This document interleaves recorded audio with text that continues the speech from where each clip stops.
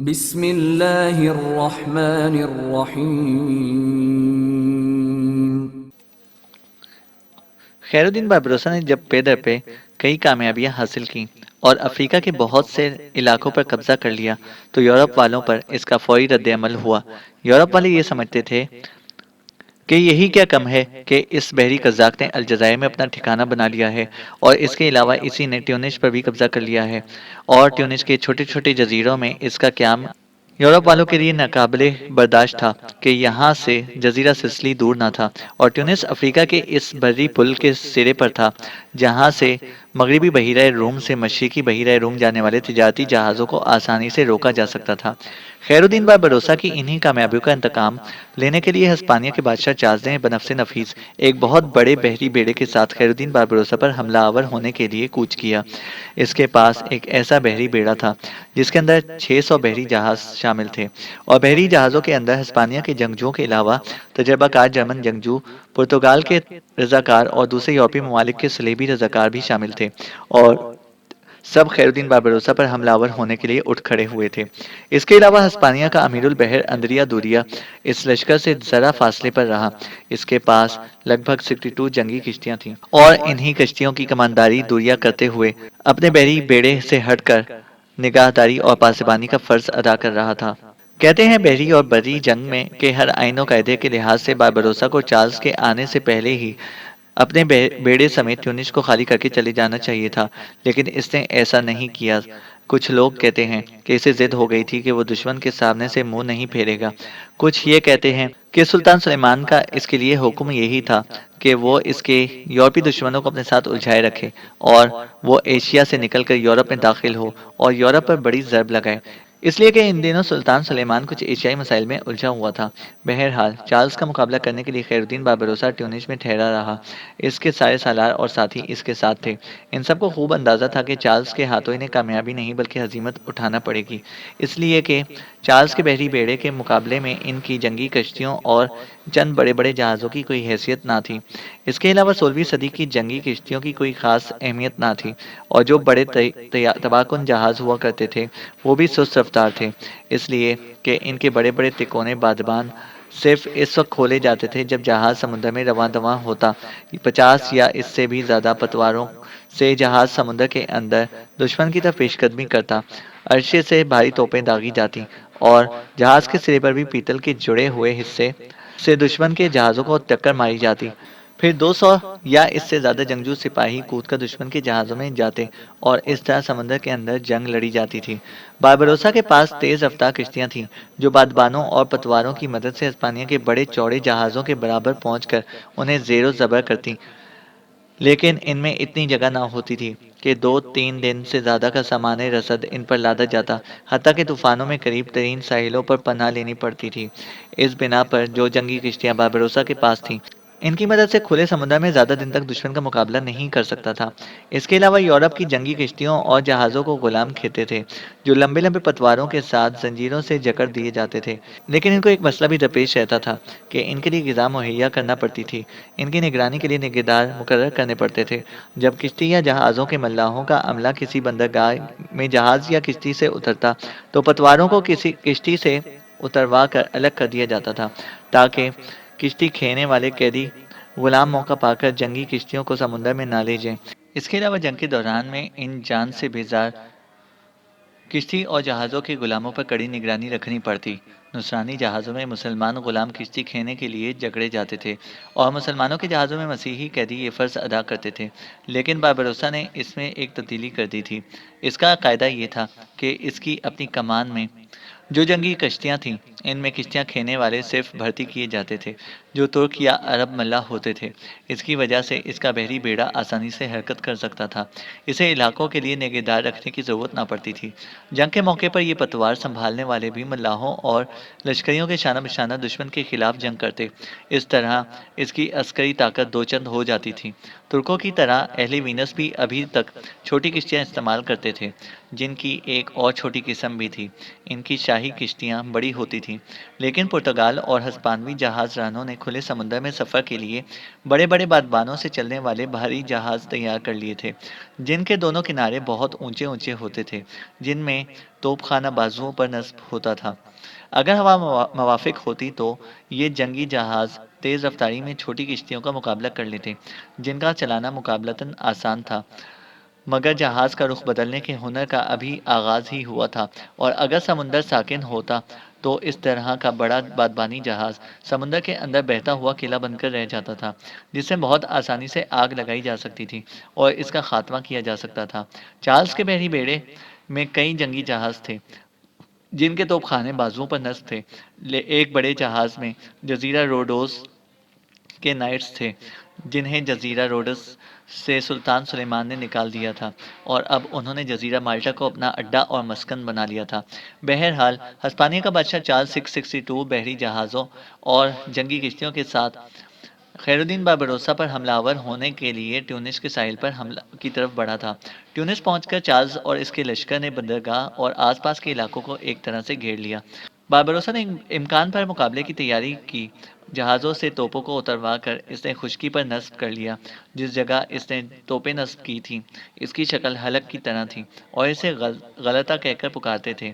یہ مقام ٹیونس کی اندرونی بندرگاہ اور بیرونی جزیروں کے درمیان واقع تھا۔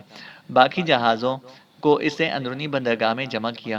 غلطہ میں اس نے اپنے ساتھی سنان کو سالار مقرر کیا اور اس کی تحویل میں بہترین عرب ملاحوں اور ترکوں کے دستے دیے۔ باقی لشکر کو خیر الدین باربروسا نے اپنے پاس رکھا۔ ترغوت، حسن کرسوک، کاکاد اور دیگر سالار اس کے ساتھ تھے۔ جب وہ چارلس کے مقابلے کے لیے نکلا تو اسے ٹیونس کے لوگوں کو مخاطب کرتے ہوئے کہا، میں جانتا ہوں تمہیں ہسپانیہ کے شہنشاہ چارلس کی طرف سے دھمکیاں پہنچ رہی ہوں گی کہ خبردار جنگ میں حصہ نہ لینا، اس لیے کہ تمہارا حاکم حسن شیطان کردار ادا کرتا ہوا مسلمانوں کے دشمنوں سے مل چکا ہے۔ دیکھو، میں تو دشمن سے لڑنے کے لیے جاتا ہوں، اپنی سرزمینوں کا دفاع ضرور کروں گا، اور میں جانتا ہوں کہ تم میرا ساتھ دینے کی بجائے شہر میں رہنا پسند کرو گے۔ ٹیونس کے لوگ ایک طرح سے کاہل اور سست ہو کر رہ گئے تھے، اس لیے کہ کبھی انہوں نے جنگوں میں حصہ ہی نہیں لیا تھا۔ ٹیونس کے اندر جو نصرانی اور عیسائی تھے، ان کے ساتھ ان کا تعلق بہترین تھا۔ سمندر کے کنارے ٹیونس کے آس پاس نصرانیوں کے کلیسا اسی طرح ثابت و سالم تھے۔ بیچ بیچ میں مسجدیں بھی تھیں۔ کیروان جانے والے زائرین راستے میں انہی مسجدوں میں قیام کیا کرتے تھے۔ بہرحال ٹیونس والوں میں اتنی طاقت نہ تھی کہ چارلس کے پیشہ ور سپاہیوں کا مقابلہ کرتے۔ اس بنا پر خیر الدین باربروسا کو اکیلے ہی یہ فرض انجام دینا پڑا۔ باربروسا اور اس کے سالاروں کے ساتھ ہسپانیہ کے شہنشاہ چارلس کی 24 روز تک لگاتار جنگ ہوتی رہی۔ پوری طرح لوہے میں غرق ہسپانوی اور جرمن باربر مسلمانوں پر حملہ آور ہوتے رہے، اور ہر بار باربروسا اور اس کے ساتھیوں نے کاٹ کاٹ کر پیچھے ہٹنے پر مجبور کر دیتے تھے۔ مسلمان چارلز اور اس کے لشکریوں کو ٹیونس کے قلعے کے قریب تک نہ آنے دیتے تھے۔ چارلز، اس کے امیر البحر دوریا اور دوسرے سالاروں نے اندازہ لگا لیا تھا کہ اس طرح اگر جنگ جاری رہی تو کسی بھی صورت میں وہ ٹیونس کو فتح نہیں کر سکیں گے، اس لیے کہ ٹیونس کے قلعے کے اندر سنان لشکر کے ایک حصے کے ساتھ پوری طرح دفاع کا کام سر انجام دے رہا تھا، جبکہ ایک خاصے بڑے لشکر کے ساتھ باربروسا، ترغوت، حسن کرسوک، کاکاد اور دوسرے سالار قلعے سے باہر تھے، اور جب چارلز اور اس کے لشکری حملہ آور ہوتے تب قلعے کے اندر سے سنان اور دوسرے سالار ان کا مقابلہ کرتے اور ان پر تیروں کی بارش کرتے، پتھر برساتے، اور باہر سے قضا اور موت کی طرح خیر الدین باربروسا، ترغوت، حسن کرسو اور کاکاد اور دیگر سالار ان پر حملہ آور ہوتے ہوئے ان کی تعداد کم کرنے کی کوشش کرتے تھے۔ آخر اس جنگ کو فیصلہ کن رنگ دینے کے لیے چارلس کے حکم پر اس کے لشکری اپنے ایک بہت بڑے جہاز کو سمندر کے کنارے ٹیونس کے قلعے کے قریب لائے۔ اس جنگی جہاز کا نام سینٹ این تھا اور یہ مالٹا کے نائٹوں کی ملکیت تھا۔ چارلس کا خیال تھا کہ اس قلعہ نما بحری جہاز کو مسلمانوں کے قلعے کے قریب کھڑا کیا جائے گا اور اس کے ذریعے فصیل میں رخنہ ڈالنے کی کوشش کی جائے گی۔ فصیل کا ایک حصہ توڑ کر قلعے میں داخل ہونے کی کوشش کی جائے گی۔ صورتحال تبدیل ہونے کی وجہ سے باربروسا نے بھی اپنی جنگی تنظیم میں تبدیلی پیدا کر لی تھی۔ اس نے سنان کو اس کے ساتھیوں سمیت قلعے سے باہر نکال لیا تھا اور اسے حکم دیا جب چارلز اور اس کے لشکری قلعے پر حملہ آور ہونے کے لیے آگے بڑھیں تو وہ ان کی راہ روکے۔ پشت کی جانب سے خیر الدین باربروسا اور لشکریوں کے ساتھ ان پر ضرب لگانے کی کوشش کرے گا۔ سینٹ این نام کے بحری جہاز کو قلعے کے قریب لگایا گیا اور بختر پوش ہسپانیوں اور جرمنوں نے قلعے پر حملہ کر دیا۔ سنان نے مقدور بھر ان کی راہ روکی، لیکن جس وقت وہ ان کے ساتھ گھمسان کی جنگ میں مصروف تھا، اس کے ساتھ کام کرنے والے بربر قبائل منتشر ہو گئے، جنگ میں حصہ لینے کی بجائے پسپا ہو گئے۔ یہ صورتحال سنان کے لیے حوصلہ شکن تھی۔ اس دوران باربروسا پشت کی جانب سے حملہ آور ہوا اور چارلز کے لشکریوں کو بے پناہ نقصان پہنچایا، لیکن اس وقت تک جرمنوں، ہسپانوی اور دیگر یورپی جنگجو فصیل کا ایک حصہ توڑ کر قلعے میں داخل ہو چکے تھے۔ اس طرح خیر الدین باربروسا اور اس کے لشکری باہر ہی رہے اور شہر پر چارلز نے قبضہ کر لیا۔ اس دوران شہر کے اندر ایک اور تبدیلی رونما ہوئی۔ شہر کے اندر بہت سے نصرانی قیدی تھے جنہیں خیر الدین باربروسا نے مختلف جنگوں میں قیدی بنایا تھا۔ وہ قید خانے کو توڑ کر باہر نکل آئے اور خیر الدین باربروسا کے اسلحہ خانے پر انہوں نے قبضہ کر لیا۔ ان کی تعداد کئی ہزار تھی۔ اس طرح ان کی وجہ سے بھی چارلز کو شہر پر قبضہ کرنے میں آسانی ہو گئی۔ رات کو خیر الدین باربروسا کے اشارے پر اس کے لشکری غائب ہو گئے۔ خود باربروسا، حسن کرسو کا ترغوت سنان اور دیگر سالاروں اور ان کے لشکریوں کے متعلق کسی کو کچھ خبر نہ ہوئی کہ وہ کدھر چلے گئے ہیں۔ تاہم چارلز نے انہیں تلاش کرنے کے لیے کچھ کشتیاں ادھر ادھر سمندر میں پھیلا دی تھیں۔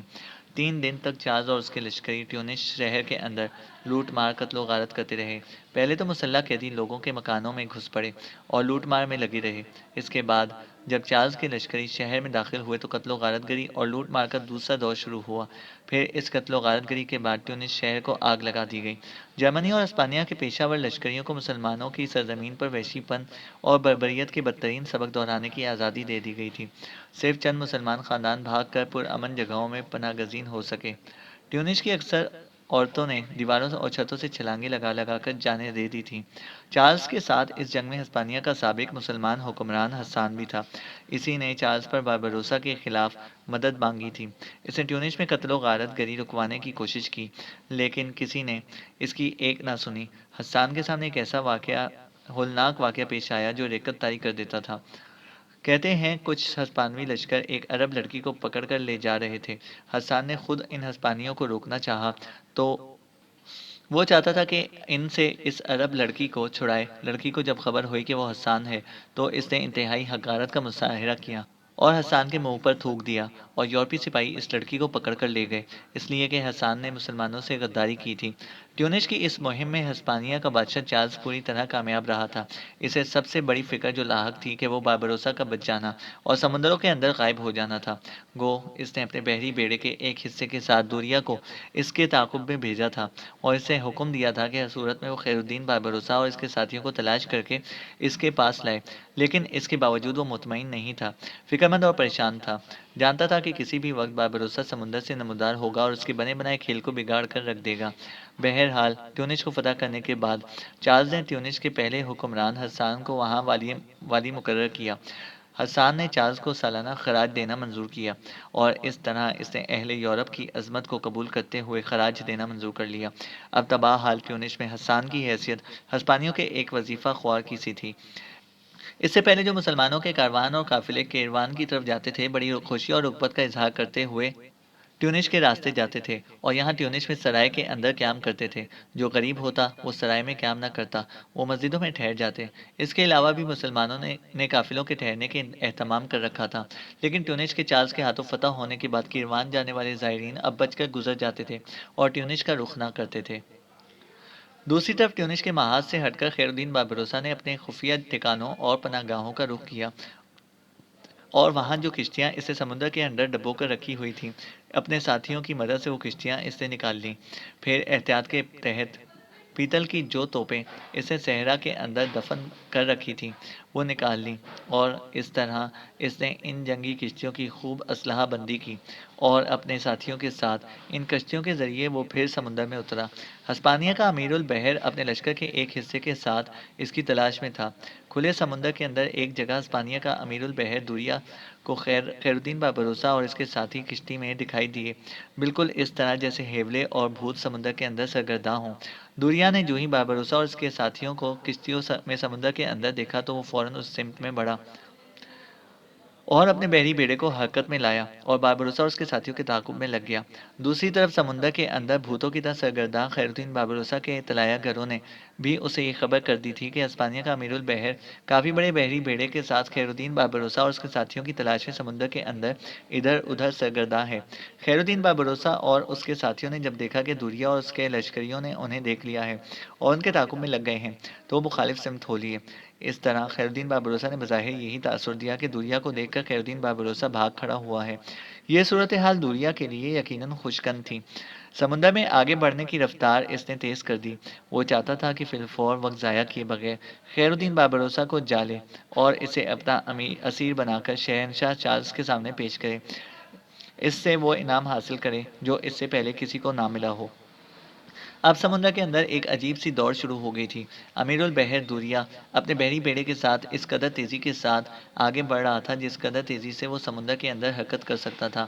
دوسری جانب خیر الدین باربروسا نے آگے بڑھنے کی رفتار نسبتاً کم کر دی تھی۔ اس کی یہ جنگی چال تھی اور آہستہ آہستہ لمحہ بلمحہ سمندر کا دیوتا کہلانے والا خیر الدین باربروسا اسپین کے امیر البحر دوریا کو اپنے جال میں پھنساتا جا رہا تھا۔ کچھ دور آگے جا کر ایک انقلاب رونما ہوا۔ خیر الدین باربروسا جس لشکر کی کمانداری کر رہا تھا اس کے ساتھ وہ اس طرح بڑھا جس طرح شام کی گود میں پھیلے کوہساروں کے اندر ابر و گرد کے پردے میں نہا بگولے اپنا رخ بدلتے ہیں۔ بڑی تیزی سے اپنی کشتیوں کے ساتھ خیر الدین باربروسا پلٹا، پھر وہ ورائے عالم اسباب بحر سے خاک کے ذروں میں اڑتی تقدیر، افق کو آتشی رنگ میں گم کر دینے والے طوفانوں، احساسات کے امٹتے اندھیروں میں ضبط کے بندھنوں کو تک کو شکست کر دینے والی کرب کے مناظر کی طرح دوریا کے بحری بیڑے پر حملہ آور ہو گیا تھا۔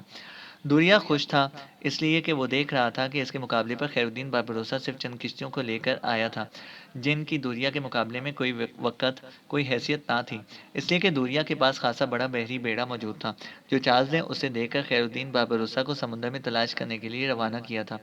وہ اپنے جہاز کے عرشے میں مسکراتے ہوئے خیر الدین باربروسا کو اپنے ملاحوں کے ساتھ ٹکراتے ہوئے دیکھ رہا تھا، لیکن دوریا اس وقت چونکا جب چند کشتیوں کے ایک اور بحری بیڑے کے ساتھ ایک سمت سے عالم اسلام کا رجل عظیم ترغوت نمودار ہوا اور وہ دوریا کے بحری بیڑے کے ایک پہلو پر سانسوں کی اوس تک چاٹ لینے والی ان گنت وسوسوں کی گرد، وقت اور زمانے کی طرح ہر ریاکاروں کی بستی میں کھردرے حروف اور احساسات میں آتش بن کر داخل ہونے والی کرب خیزیوں کی طرح حملہ آور ہو گیا تھا۔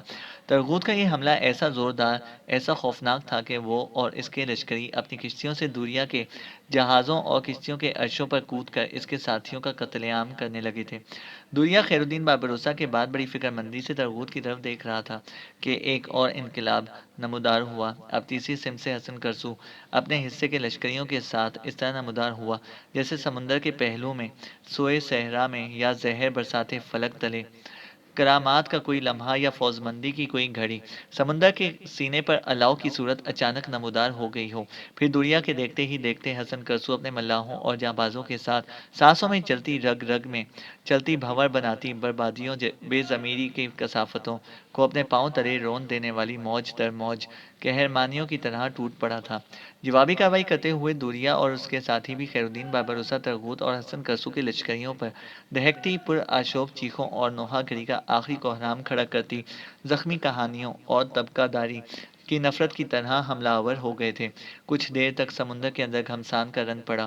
آخر خیر الدین باربروسا ترغوت اور حسن کرسو کے سامنے بڑی تیزی سے دوریا اور اس کے ساتھیوں کی حالت جلے ہوئے کاغذ کے حروف پر آئی آگ میں جل جانے والے خاموشی کے آخری نگر، وقع بیابانوں اور دشت نا امیدی میں بھٹکتی دل کی لا علاج جراحتوں جیسی ہونا شروع ہو گئی تھی۔ خیر الدین باربروسا ترغوت حسن کرسو اور اس کے جانباز ساتھی بڑی تیزی سے دوریا کے ملاحوں اور ساتھیوں کو اس طرح کاٹنے لگے تھے جیسے کلک زبوں کو تیشے کاٹتے ہیں، جیسے طوفان راستوں کی مٹی پھانکتے ہیں، جیسے بے نور بستیوں کی منزلوں میں اجالے تاریکیوں کی مسافتوں کو نگلنا شروع ہو جاتے ہیں۔ تھوڑی دیر کی مزید جنگ کے بعد خیر الدین باربروسا ترغوت اور حسن کرسو کے ہاتھوں دوریا کو بدترین شکست ہوئی اور وہ بھاگ کھڑا ہوا۔ بڑے خوفناک انداز میں خیر الدین باربروسا اور حسن کرسو نے اپنے سالاروں اور ساتھیوں کے ساتھ دوریا کا تعاقب شروع کر دیا۔ دوریا سے بڑے بڑے مستول والے کئی جہاز اور کشتیاں چھین لی اور چند بچے کھچے جہاز اور کشتیوں کو لے کر دوریا واپس ٹیونس کی طرف بھاگ گیا۔ کھلے سمندروں میں دوریا کے خلاف خیر الدین باربروسا ترغوت اور حسن کرسو کی یہ بہترین اور شاندار کامیابی تھی۔ ہسپانیہ کے امیر البحر دوریا کو بدترین شکست دینے اور اس کی کافی کشتیاں اور جہاز اپنے قبضے میں کرنے کے بعد باربروسا انتہائی غیظ و غضب میں اپنا رخ بدلتا ہوا سمندر میں ایک طرف بڑھا۔ اپنے ساتھیوں کو لے کر ایک ہیولے کی طرح سمندر کے اندر سفر کرتا رہا۔ کسی کو کچھ پتا نہ تھا کہ دوریا کو شکست دینے کے بعد اب وہ کس سمت کا رخ کرے گا۔ اچانک وہ ہسپانیہ کے جزیرے منارکا کے قریب نمودار ہوا۔ چارلز جب اپنی بندرگاہ بارسلونا سے ٹیونس پر حملہ آور ہونے کے لیے روانہ ہوا تھا تو منارکا کے راستے ہی وہ ٹیونس پر گیا تھا اور جزیرہ منارکا کی بندرگاہ ماہون میں اس نے قیام بھی کیا تھا، اور وہاں سے روانگی کے وقت وہاں کے مسلح عساکر کو اس نے اطلاع دی تھی کہ ٹیونس پر حملہ آور ہونے کے بعد اسی راستے سے وہ لوٹے گا اور بارسلونا کا رخ کرے گا۔ یہ ساری اطلاعات خیرالدین باربروسا کو بھی پہنچ رہی تھیں۔ دوریا کو شکست دینے کے بعد اس نے جو اس کے جہاز اور کشتیاں چھینی تھیں، ان میں اس نے دوریا کے کافی آدمیوں کو بھی گرفتار کر لیا تھا۔ اب خیرالدین باربروسا نے یہ کیا کہ دوریا کے بحری بیڑے کے لشکریوں کی وردیاں اتار کر اسے اپنے لشکریوں کو پہنا دی اور دوریا کے ساتھیوں کو جہازوں اور کشتیوں کے چپو چلانے پر مقرر کر دیا۔ اس حالت میں بڑی تیزی سے سمندر کے اندر حرکت کرتا ہوا خیرالدین باربروسا جزیرہ منارکا کی بندرگاہوں کے سامنے نمودار ہوا۔ ماہون کی بندرگاہ میں جو مسلح لشکر تھا وہ بڑی بے چینی سے اپنے شہنشاہ چارلز کی واپسی کا انتظار کر رہا تھا۔ آخر انہیں سمندر کے اندر کچھ جہاز دکھائی دیے۔ یہ جہاز خیرالدین باربروسا کے ہراول دستوں کے جہاز تھے۔ یہ جہاز اس صورت میں تھے کہ ان کے مستولوں پر ہسپانوی پرچم لہرا رہے تھے۔ یہ وہی جہاز تھے جو خیرالدین باربروسا نے دوریا سے چھینے تھے، اور ان جہازوں کے اندر جو خیرالدین باربروسا کے لشکری تھے وہ دوریا کے ساتھیوں سے چھینی ہوئی وردیاں پہنے ہوئے تھے۔ جب یہ جہاز اور جنگی کشتیاں منارکا کی بندرگاہوں کے قریب پہنچی تو انہوں نے یہی سمجھا کہ ان کا شہنشاہ چارلز فتح یاب ہو کر لوٹ آیا ہے، اور یہ جو آگے آگے کشتیاں اور جہاز ہیں یہ اس بحری بیڑے کا ہراول دستہ ہے۔ اس کی آمد کا خوشی کا مظاہرہ کرتے ہوئے منارکا میں جو چارلز کے لشکری تھے انہوں نے چارلز کو سلامی دینے کے لیے توپیں داغنی شروع کر دی تھیں۔ جب توپیں داغی گئیں تب ماہون کی بندرگاہ کے سارے لوگ سمجھ گئے کہ ان کا شہنشاہ چارلز فتح یاب ہو کر لوٹ آیا ہے، لہٰذا جوگ درجوگ بندرگاہ پر لوگ جمع ہونے لگے اور لوگوں کا ایک کافی بڑا انبوہ جمع ہو گیا۔ لیکن ماہون کی بندرگاہ والوں کی بدقسمتی کہ اس وقت بندرگاہ میں کچھ پرتگیزی جہاز کھڑے تھے جو قیمتی سامان سے لدے اور بھرے ہوئے تھے۔ ان کے علاوہ کچھ دیگر جہاز اور کشتیاں بھی تھیں۔ خیرالدین باربروسا کے ہراول کے یہ جنگی جہاز اور کشتیاں فوراً حرکت میں آتے ہی انہوں نے بندرگاہ پر گولہ باری شروع کر دی اور بندرگاہ پر پرتگیزوں کے جو جہاز اور چھوٹی بڑی سامان سے بھری کشتیاں تھیں انہیں لوٹ لیا۔ شہر والے جس وقت مستعد ہوئے تو اس وقت خیرالدین باربروسا بھی اپنے باقی ماندہ جنگی بیڑے کے ساتھ وہاں آن پہنچا تھا۔ اس کے بعد خیرالدین باربروسا اپنے ساتھی ملاحوں اور جانبازوں کے ساتھ ماہون پر پھیلتے سیاہ ابر سے نزول کرتی ان گنت بے قرار قیامتوں، ہر شے کی ہستی کے منطقوں میں برستی آگ کے سنگ و وحشت، جدائی کے راستے فراقت کے موسم کھڑے کرتے، گہرے پانیوں کی تہوں سے نکلتے بپھرتے کھولتے طوفانوں کی طرح حملہ آور ہو گیا تھا۔ خیرالدین باربروسا اور اس کے سالاروں اور ساتھیوں کا یہ حملہ ایسا خوفناک تھا کہ لمحوں کے اندر ماہون کی بندرگاہ پر جو چارلز کا حفاظتی لشکر تھا اسے موت کے گھاٹ اتار کر پوری بندرگاہ میں آگ و خون کا ایک کھیل کھیلنا شروع کر دیا تھا۔ چارلز نے ٹیونس شہر میں جو 3 دن کا قتل عام کیا تھا، خیرالدین باربروسا اور ترغوت حسن کرسو، صالح سنان کاکاد اور ان کے ساتھیوں نے ماہون کی بندرگاہ پر اس سے بھی زیادہ کرب خیز کھیل کھیلا۔ پوری بندرگاہ کو جی بھر کر لوٹنے کے بعد انہوں نے ماہون کی بندرگاہ کو آگ لگا کر اس طرح خاکستر کر دیا جیسے وہاں کبھی کوئی بندرگاہ تھی ہی نہیں، اور پھر اس بندرگاہ سے چارلز کے 5700 لشکریوں کو قیدی بنا لیا گیا۔ ماہون کی بندرگاہ کی مکمل بربادی اور تباہی کے بعد خیرالدین باربروسا اپنے لشکریوں کے ساتھ جزیرہ متارکہ میں پھیل گیا۔ بستی ہر قصبہ، ہر چھوٹے شہر کو اس نے جی بھر کر لوٹا اور آگ لگا کر رکھ دی، اور اس طرح پورے جزیرہ منارکا کو ایک طرح سے خیرالدین باربروسا نے جھلسا کر راکھ بنا کر رکھ دیا۔ اس موقع پر ایک اور حادثہ پیش آیا۔ کھلے سمندر میں دوریا کو شکست دینے کے بعد خیرالدین باربروسا جب اپنے بحری بیڑے کے ساتھ جزیرہ منارکا کی طرف بڑھا تو چارلز خیرالدین باربروسا کے ہاتھوں دوریا کی شکست کا علم ہو گیا تھا، لہٰذا اپنے بحری بیڑے کا ایک اور حصہ اس نے خیرالدین باربروسا کے تعاقب میں لگا دیا تھا۔ ماہون کی بندرگاہ کو تباہ و برباد کرنے اور پورے جزیرے منارکا کو لوٹنے اور آگ لگانے کے بعد جب خیرالدین باربروسا فارغ ہوا تب چارلز کا وہ بحری بیڑا جزیرہ منارکا کے قریب نمودار ہوا۔ خیرالدین باربروسا اور اس کے ساتھی جان گئے کہ یہ چارلز کے بحری بیڑے کا ایک حصہ ہے، لہٰذا وہ فوراً مستعد ہوئے، سمندر کے اندر حرکت میں آئے۔ آگے بڑھے، پھر وہ چارلز کے بحری بیڑے کے اس حصے پر کھڑکھڑاہٹوں کی ناگزیر آہٹوں، آندھیوں سے بندھی ریت کی رفاقت، صحرا کی آنکھ سے نکلتے ریت کے بگولوں کی طرح حملہ آور ہوئے۔ یہ حملہ ایسا پرجوش اور خوفناک تھا جیسے اپنے محور سے لپٹ کر روتی زمین پر بارش کے ٹوٹ کر برسنے کے ان گنت سانحے اور حادثے نمودار ہو گئے ہوں۔ منارکا کے نواح میں خیر الدین باربروسا اور اس کے ساتھیوں نے چارلز کے بحری بیڑے کے اس حصے کو بدترین شکست دی۔ بحری بیڑے کے اندر جس قدر سامان تھا لوٹ لیا گیا۔ سارے جہازوں اور کشتیوں پر خیر الدین باربروسا نے قبضہ کر کے اپنے بحری بیڑے میں شامل کر لیا۔ اس طرح ایک بار پھر خیر الدین باربروسا کا بحری بیڑا پہلے جیسا طاقتور اور پرقوت ہو گیا تھا۔ چارلز کے اس بحری بیڑے کو شکست دینے اور اس کے جہازوں اور کشتیوں پر قبضہ کرنے کے بعد چارلز اور اس کے سالاروں کو چکمہ دینے کے لیے خیر الدین باربروسا اور اس کے دیگر سالاروں نے اپنی قوت اور پوری طاقت کے ساتھ سسلی کا رخ کیا۔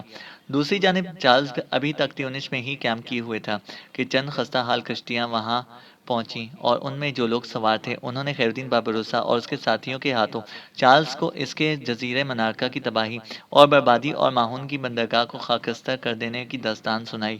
جس وقت یہ تفصیل سنائی گئی اس وقت چارلز کے پاس اس کا امیر البحر دوریا بحری قزاقوں کا سربراہ ہوکل اور دیگر سالار کھڑے ہوئے تھے۔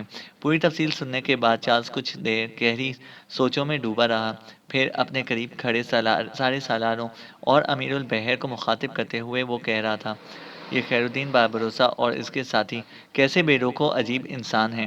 وہ ہم نے ٹیونس میں انہیں بدترین شکست دی، لیکن وہ گرداب کی تہوں سے نکلنے والی اذیتوں دستکوں کی طرح پھر اٹھ کھڑے ہوئے ہیں اور ہمارے لیے اجڑتے مناظر کی بستیاں پیش کرتی ازل کی بھوکی اور بھٹکتی ہوئی روحوں کی طرح ثابت ہونا شروع ہو گئے ہیں۔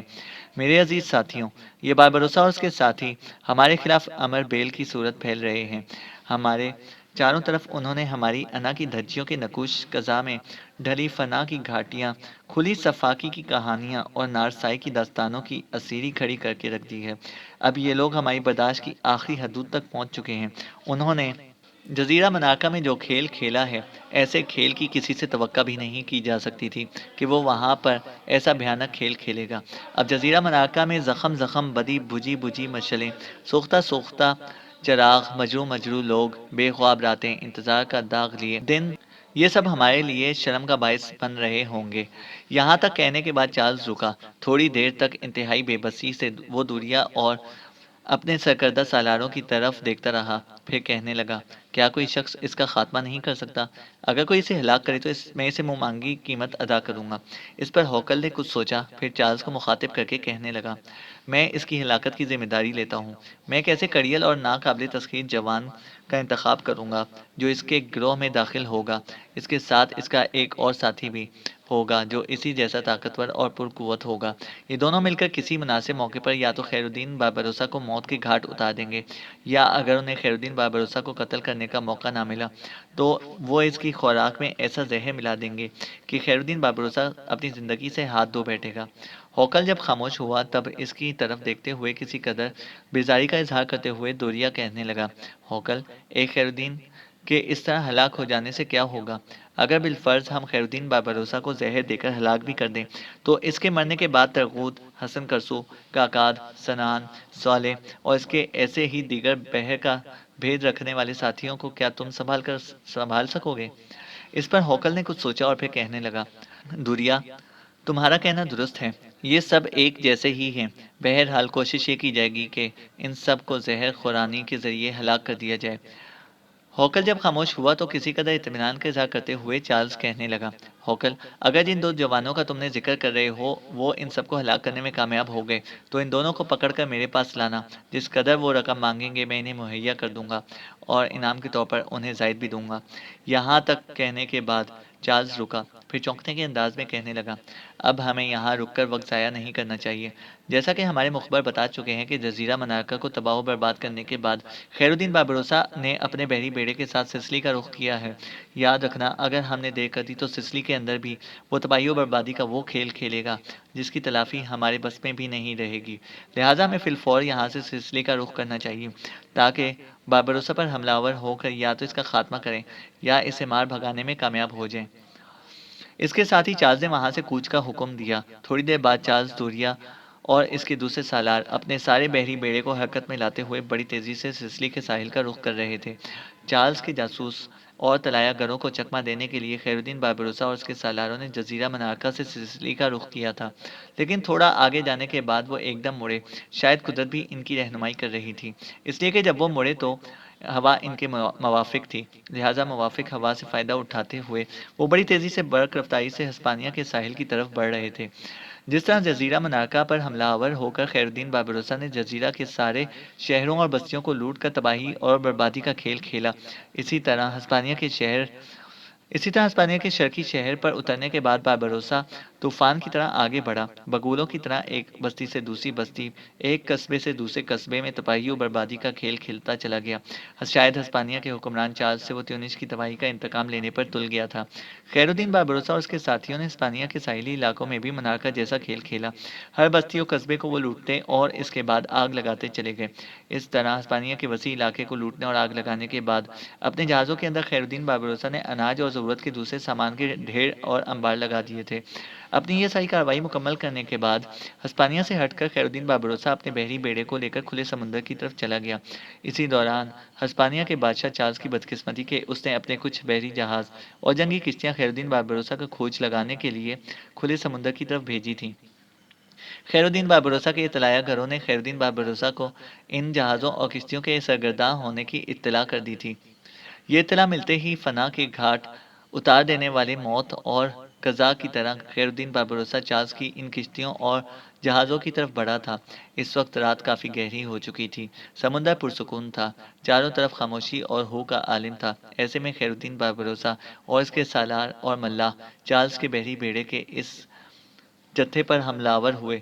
چارلس کے جہازوں اور کشتیوں میں جس قدر چارلس کے جوان تھے، ان پر قابو پا کر انہیں اسیر بنا لیا گیا اور انہیں جہازوں کے اندر چپو چلانے پر مقرر کر کے انہیں زنجیروں میں جکڑ دیا گیا، اور جس قدر ان کے پاس جہاز اور کشتیاں تھیں، ان پر قبضہ کرنے کے بعد خیر الدین باربروسا اپنے بحری بیڑے میں مزید اضافہ کرتا ہوا الجزائر کی طرف چلا گیا۔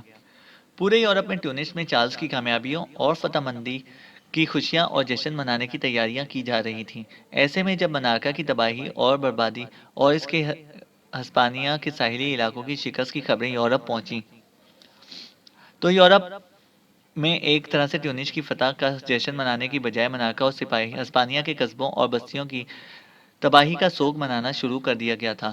دوسری طرف چارلس ابھی تک اپنے بحری بیڑے کے ساتھ سسلی ہی میں قیام کیے ہوئے تھا، یہاں تک کہ اسے اس کے مخبروں نے خبر دی کہ خیر الدین باربروسا نے اچانک ہسپانیہ کے ساحل پر حملہ آور ہو کر دور تک تباہی اور بربادی کا کھیل کھیلا ہے اور ان گنت قصبوں اور علاقوں کو خاک میں ملا کر رکھ دیا ہے۔ یہ خبر سنتے ہی چارلس کے پاؤں تلے سے زمین نکل گئی تھی۔ وہ ایسا بدحواس ہوا کہ اپنی بحری بیڑے کے ساتھ سسلی سے ہسپانیہ کی طرف کوچ کر گیا۔ جب وہ اپنے بحری بیڑے کے ساتھ ہسپانیہ کے ساحل پر پہنچا تو اس نے دیکھا کہ خیر الدین باربروسا اور اس کے ساتھیوں نے ہسپانیہ کے ساحل کے ساتھ ساتھ دور دور تک تباہی پھیلاتے ہوئے ان گنت بستیوں اور قصبوں کو آگ لگا کر راکھ کر دیا تھا اور دور دور تک تباہی اور مار کا کھیل کھیلا تھا۔ چارلس ابھی تک ان تباہ شدہ علاقوں کا جائزہ ہی لے رہا تھا کہ اسے خبر دی گئی کہ ہسپانیہ حملہ آور ہونے کے بعد خیر الدین باربروسا مڑا۔ کھلے سمندر کے اندر چارلس کے بحری بیڑے کا وہ حصہ جو اس کی تلاش میں تھا، اس پر بھی وہ حملہ آور ہوا اور اس کے اندر کام کرنے والے چارلس کے سارے لشکریوں کو اسیر بنا کر اور اپنا غلام بنا کر ان کی ساری کشتیوں اور جہازوں پر قبضہ کر کے خیر الدین باربروسا الجزائر کی طرف چلا گیا تھا۔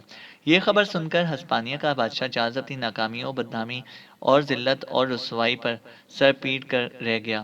وہ گہری سوچوں میں ڈوبا رہا، پھر دوریا اور ہوکر کو مخاطب کر کے کہنے لگا: عزیز ساتھیوں، یہ خیر الدین باربروسا اور اس کے ساتھی اگر اسی طرح ہمارے لیے تباہی و بربادی کا کھیل کھیلتے رہے اور اسی طرح ہمارے لیے یہ شکستوں اور رسوائیوں کی خبریں فراہم کرتے رہے تو میرا خیال ہے ہم زیادہ دن تک جی نہیں سکیں گے، اس لیے کہ یہ شخص اب ہمارے لیے قطعی ناقابل برداشت ہو چکا ہے۔ لہٰذا ہوکل، خصوصیت کے ساتھ میں تمہیں کہتا ہوں کہ اس شخص کا خاتمہ کرنے کے لیے ایک لمحہ بھی تاخیر نہ کرو۔